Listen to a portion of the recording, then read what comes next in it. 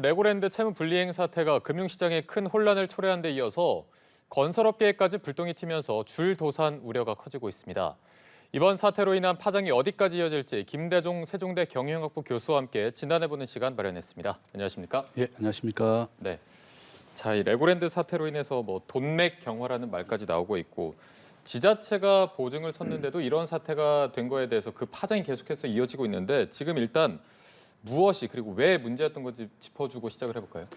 예, 우리가 이제 투자의 3대 원칙이라고 하는 게 있습니다. 투자의 3대 원칙은 수익성, 안전성, 황금성입니다. 근데 이제 우리가 보통 지방채라고 부르죠. 강원도가 발행한 채권이라든지 강원도가 보증을 서서 습니다.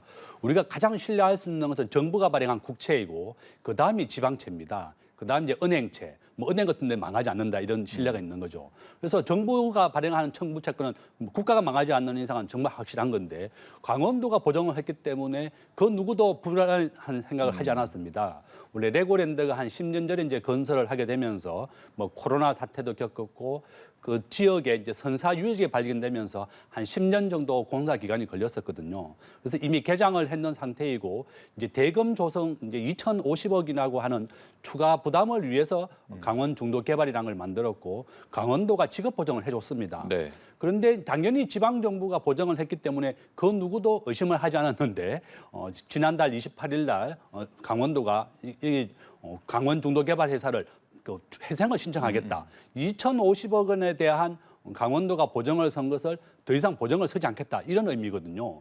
그러니까 지방정부, 강원도가 지급 보증을 거절했기 때문에 앞으로 많은 문제가 생기겠구나. 이런 이유 때문에 부동산 관련된 업계가 굉장히 큰 심각한 상황에 빠졌고 채권 시장이 굉장히 신뢰를 잃었다. 이렇게 말씀드릴 수 있죠. 네, 이 채권 시장이라는 게 신뢰로 돌아가는 거라서 이 신뢰를 잃었기 때문에 지금 그 파장이 어디까지 번질지 저희가 정확히 알 수 없는 상황인데 지금 건설업계가 직격탄을 맞았고 중소형 건설업계들이 이제 줄 도산할 것이다라는 좀 무서운 말까지 나오고 있어서 실제 그 가능성은 어느 정도로 보십니까?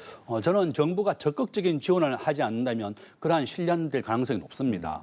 지금 현재 강원도가 지급해야 되는 2,050억 원을 지금 이제 김진태 지사가 내년 1월까지 순차적으로 상환하겠다 이렇게 얘기했고 저는 빨리 좀 지급을 해줬으면 좋겠는데 그것도 내년 1월까지로 좀 미뤄나오는 상황이고 그다음 두 번째 기반 조성을 했던 동부건설이 125억을 아직도 돈을 받지 못했습니다. 동부건설이 기반을 만들어줬으면 그러면 동부건설뿐만이 아니라 밑에 하청을 또 많이 주었을 겁니다. 네네. 우리가 보통 건설업계라고 하는 것은 우리 국민들의 일자리를 가장 많이 만들어내는 거거든요. 10억 원 매출이 일어나면 13명 정도 일자리를 만들어내는 게 바로 건설업계입니다. 일반 제조업이 10억 원 매출에 한 8명 정도를 고용하는데 건설업계는 2배 이상 가까이 일자리를 만들어내는 거죠. 그래서 만약에 이런 지방 건설사에 대한 자금 지원이라든지 정부가 보증 섰던 강원도가 보증 섰음에도 약속을 이행 못했기 때문에 이러한 직업 보증을 이행하지 못하고 자금을 지급하지 못한다면 지방 중소형사는 이미 부도가 많이 날 겁니다. 지난주에 이미 충청도에 있는 우석건설이라는 기업이 파산을 벌써 신청했고 네.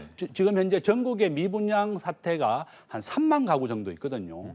지금 현재 앞으로 이제 기준금리가 계속 오를 것이 예상이 됩니다. 금년도에 미국이 기준금리 예상 목표가 4.4%입니다. 지금 현재 집을 담보로 대출받는 금리가 7% 정도인데 앞으로 내년까지는 한 10%까지 갈 겁니다. 미국의 기준금리의 목표는 미국의 연준이 물가가 2%가 될 때까지 기준금리를 계속 올린다고 했거든요. 지금 현재 미국의 기준금리가 8.5% 나왔습니다. 그렇다 그러면 우리나라의 기준금리도 앞으로 계속 올라가게 될 겁니다. 네. 그래서 미국의 연준이 물가가 잡히지 않는다면 기준금리를 계속 올리기 때문에 내년에는 최고 10%까지도 올라갈 수 있는 겁니다. 그래서 이와 같이 자금에 대한 순환을 못한다 그러면 지방건설사부터 가장 큰 타격을 받게 될 것이다. 그렇게 우려가 되기 때문에 정부가 적극적인 자금 지원을 해줘야 된다. 이렇게 말씀드릴 수 있죠. 네, 적극적인 지원이 없으면 실제로 이제 줄도산 우려가 현실로 다가올 수 있다라는 라고 말씀해 주셨고 이제 금융권도 건설사에 큰 돈을 들이기 때문에 자금을 회수하고 나서면서 뭐 금리 이런 부분 때문에 서민들에게 결국에는 직격탄이 올 것이다라는 얘기도 나오고 있는데 실제로 서민에게까지 이런 영향이 미칠까요? 맞습니다. 우리가 앞에서 말씀드린 것처럼 건설업계는 가장 많은 일자리를 만들어내는 업종입니다. 그렇다 그러면 이 건설업계가 10억 원 매출에 13명 정도를 고용하는 고용 유발이 가장 큰 업종이 바로 건설업계인데 우리 서민들이 이제 몸으로서 이렇게 노동을 통해서 벌어들이는 게 바로 건설업입니다. 그런데 만약에 이런 건설사들이 부도가 나고 영향을 받는다 그러면 우리 서민 경제에 가장 큰 영향을 줄 것이다. 지금 현재 안 그래도 대출 금리가 7%, 8%를 넘어서게 되고 내년에는 최고 10%까지 간다고 그러는데 이와 같이 대출 금리도 오르고 또 지금 유동성, 우리는 돈이라고 부르는 게 유동성인데요. 이 돈줄로 마르고 된다 그러면 가장 크게 영향을 받는 것이 바로 서민들이다. 그래서 이 서민들을 위해서라도 정부가 적극적인 자금 지원이 필요하다. 이렇게 말씀드릴 수 있죠. 네. 지금 이제 채권 시장이 어쨌든 경색이 됐고 신뢰가 떨어졌기 때문에 돈줄이 마르고 있고 건설사들이 단기 차입금 상환에 어려움을 겪고 있다라는 소식이 들리고 있습니다. 지금 뭐 PF 프로젝트 파이낸싱이라고 하죠. PF 대출 기피 현상이 심화됐다고 하는데 이거는 정확히 어떤 현상입니까? 프로젝트 파이낸싱이라고 하는 것은 초기에 이제 건설 자금에 대해서 이제 자기들 자금이 없기 때문에 한 10% 정도로 초기 자금을 빌려서 시행을 하는 겁니다. 예를 들어서 이제 보통 우리가 둔촌주공 같은 경우도 대표적인 것중인데 여기는 지금 12,000세대 우리나라에서 가장 큰 대규모 분양입니다. 거기는 현대라든지 롯데라든지 우리나라의 최고의 기업이 들어와 있고 여기에서도 지난달에 7천억 원이라고 하는 게 만기가 돌아왔습니다. 그럼 만기가 돌아오게 되면 우리나라의 최고의 노론자위이고 우리나라의 최고의 건설사가 짓는데도 여기에 대해서도 은행들이 차환 발행을 거절했습니다. 그래서 건설사들이 각각 1,700억 원씩 자기 자금으로 자금을 조달했을 정도다. 그러니까 은행들도 이 우리나라 최고의 건설사들도 못 믿고 우리나라에서 가장 좋은 송파구에 분양한 것도 못 믿겠다는 거죠. 여기에다가 지금 프로젝트 파이낸싱이 대출 규모가 112조 원 정도 됩니다. 최고 한 2년 정도에 한 10배 정도 늘어났는데요. 여기에 지급 보장된 것이 이제 제2금융권이나 증권사들이다. 그러면 이 증권사나 제2금융권, 지방은행들이 가장 크게 영향을 받게 되는 거죠. 그래서 이와 같이 우리나라 최고의 기업들에 대한 채권도 이렇게 만기 연장이 못 되고 있고 얼마 전에 우리나라 한전이 지금 현재 올해 예상되는 적자가 한 30조 원 정도 되거든요. 정부가 물가 인상 때문에 한전에 대한 전기 요금을 인상해 주지 않으니까 한전이 채권을 발행했습니다. 약 한 6% 못 미치는 금액으로 채권을 발행했는데 한전 채권도 발행하고자 하는 채권 4천억 중에 2천억 정도밖에 발행이 안 된 겁니다. 이와 같이 우리나라에 아무리 좋은 기업이나 아무리 최고의 기업들 LG U+라든지 롯데까지도 전부 다 채권 발행에 다 실패했고 롯데건설이 지난주에 7천억 원이라고 하는 돈을 빌렸습니다. 롯데케미칼과 롯데 계열사에서 돈을 빌렸다. 이와 같이 우리나라 최고의 건설사들도 자금이 모자라서 계열사에서 돈을 빌리고 있을 상황이다. 이와 같이 이제 건설업계에 대한 굉장히 불신이 좀 커지고 있다. 이렇게 말씀드릴 수 있죠. 네, 지금 뭐 건설사와 금융권까지 함께 흔들리고 있는 상황이고 지금 뭐 금융권도 부동산 그 PF 규모를 확 늘렸기 때문에 그 부분에는 부실 우려가 제기되고 있고 앞서 말씀해주셨던 제2금융권 증권사들 부실 우려까지 나오고 있는데 앞서 이제 제2저축은행 사태라고 해서 지금 그 사태가 재현될 것이 아니냐라는 우려 섞인 목소리도 나오고 있습니다. 실제로 그 정도의 어떤 파장까지 있을 거라고 보십니까? 저는 뭐 좀 우려가 됩니다. 지금 현재 이제 채권이라고 하는 것을 1년 안에 갚아야 되는 것을 우리는 단기 채권이라고 부르고 5년 안에 갚아야 되는 게 중기 채권, 5년 이상을 장기 채권이라고 부르는데 네. 우리나라 지금 금융기관들이 1년 안에 갚아야 되는 단기 채권이 전체 채권의 42%이고요. 금액으로 따지면 한 500조가 넘습니다. 그래서 정부가 이번에 한 50조 원을 보장해줬다고 하지만 그 금액은 전체 금액의 한 10% 정도밖에 안 된다는 거죠. 그래서 아주 뭐 충분한 자금 지원을 해줘야 되는데 그게 못 미치고 있는 것이 한 10% 정도밖에 안 되기 때문에 좀 그렇다. 그래서 저는 정부가 과감하게 좀 더 신속하게 과감하게 자금 지원을 해줘야 됩니다. 만약에 정부가 이 채권을 소화시키고 도와주지 못한다 그러면 한국은행이 또 나서서 도와줘야 되는 상황이 되는 겁니다. 한국은행은 발권력이 있기 때문에 자금에 대한 것은 무제한으로 발행할 수 있거든요. 다만 이렇게 우리나라의 물가가 5% 오르고 미국도 물가 때문에 통화량을 섭수하고 있는 상황이기 때문에 좀 고민스럽겠지만 기획재정부와 정부가 한국은행이 어떻게 협업을 좀 잘해서 이 위기를 넘어가야 되겠다. 저는 이러한 금융 위기를 넘기는 방법은 기획재정부나 한국은행이 긴밀한 협의를 해서 충분한 자금 지원하는 것. 두 번째는 신속하게 자금 지원하는 것이 필요하다. 이렇게 말씀드릴 수 있죠. 네, 저희가 그 지원하는 부분에 대해서 조금 더 좀 자세히 살펴보도록 하겠습니다. 자, 먼저 정부가 20조 원의 채권 시장 안정 펀드라고 해서 채안 펀드를 조성을 했고 지금 대형 증권사들이 중소형 증권사들을 좀 돕기 위해서 제2의 채안 펀드라는 것도 현재 좀 논의가 되고 있는 것 같습니다. 실질적으로 좀 중소형 증권사에게는 큰 도움이 될까요?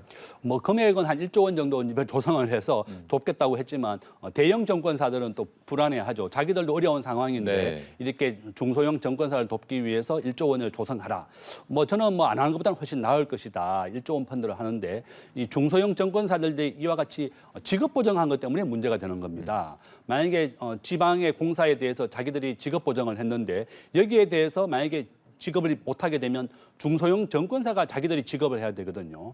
지금 현재 레고 문제뿐만이 아니라 뭐 구리에 있는 한강 4조 원 개발에 대해서도 지금 현재 서로 지방 정부와 증권사 간에 협의가 되고 있습니다. 여기에 대해서 뭐 산업은행이나 은행권이 좀 더 너희들이 보정을 좀 더 많이 해라. 이와 같이 레고 사태뿐만이 아니라 이 레고가 시행됨으로 인해서 우리나라 각 지방 정부가 공사했던 것까지도 다 문제가 되고 있다. 그래서 전 자금 시장에 대한 신뢰를 빨리 회복해야 되겠고 증권사라든지 은행에 대해서 정부가 충분한 자금 지원을 해서 이런 위기를 넘겨야 되겠습니다. 그렇게 또 말씀드릴 수 있죠. 네, 정부도 이제 워낙 지금 전반에 파장이 크다 보니까 50조 원 플러스 알파 대책을 내놓긴 했는데 앞서 이제 계속해서 강조하신 게 충분한 지원, 적극적인 지원이라고 하셔서 어느 정도는 돼야 좀 충분하다고 보십니까? 지금 현재 우리가 단기 채권으로 만기가 들어오는 게 한 560조 원 정도 됩니다. 500조가 넘는 엄청난 금액이고 채권 시장은 우리나라의 이제 주식 시장보다도 더 중요한 이유가 뭔가 하면 주식 시장은 시가총액이 한 2천조 원 정도 됩니다. 우리나라의 모든 시장을 다 합친 게 한 2천조 원 정도 되는데 채권 시장은 은행이라든지 금융권, 증권회사가 안정적인 목표를 수익을 위해서 투자하는 겁니다. 앞에서 말씀드린 것처럼 채권 투자의 3대 요소가 바로 수익성, 안전성, 황금성인데 안전성이 가장 중요한 거죠. 지금 현재 수익성은 한 5%에서 6%까지 최고의 수익률을 주고 있고 채권에 투자하는 가장 큰 이유는 주식보다도 가장 안전하기 때문에 우리가 투자를 하는 겁니다. 그런데 국채와 지방채까지 이제 문제가 되었었는데 이렇게 지방채가 지급을 못하겠다고 나오니까 그 신뢰가 무너진 겁니다. 그래서 전체적인 금액이 한 500조가 넘기 때문에 정부는 100조 원 가까이 충분한 대비를 해야 되겠다. 저는 그렇게 또 말씀을 드리겠습니다. 네, 그런데 지금 상황이 정부는 50조 원을 이제 자금을 풀고 한국은행은 계속해서 긴축하는 상황 아니겠습니까? 돈줄을 좀 쥐고 있는 상황인데 정부가 다시 돈줄을 푼다는 거는 결국에는 말짱 도루묵이 되는 거 아니냐 혹은 잘못된 시그널을 주는 게 아니냐라는 해석도 있어서 이 부분은 저희가 어떻게 봐야 되겠습니까? 저는 이것은 한국은행이 좀 도와줘야 되는 겁니다. 한국은행의 목적은 물가를 안정시키는 목적입니다. 네. 우리나라의 물가는 지금 현재 한 5% 나오고 미국은 8.5% 나왔습니다. 한국은행이 물가를 안정시키기 위해서 기준금리를 올리면서 시중에 있는 유동성을 빨아들이지만 기업들이 도산을 하게 되면 한국 경제가 정상화되었을 때 성장할 수 있는 발판을 잃어버리게 되거든요. 또 서민 경제도 마찬가지입니다. 그래서 지금 현재 물가의 안정보다도 더 중요한 것은 우리나라 기업들이 파산하지 않고 기업 위기를 잘 넘겨야 되는 겁니다. 한국전력, LG유플러스, 롯데 이와 같은 우리나라 최고의 대기업들이 채권 발행을 못하거나 회사채 발행을 못해서 자금 조달을 못한다고 하는 것은 정말 심각한 상황이고 이것은 유동성의 문제입니다. 이 위기만 좀 넘긴다 그러면 저는 충분히 극복될 수가 있다.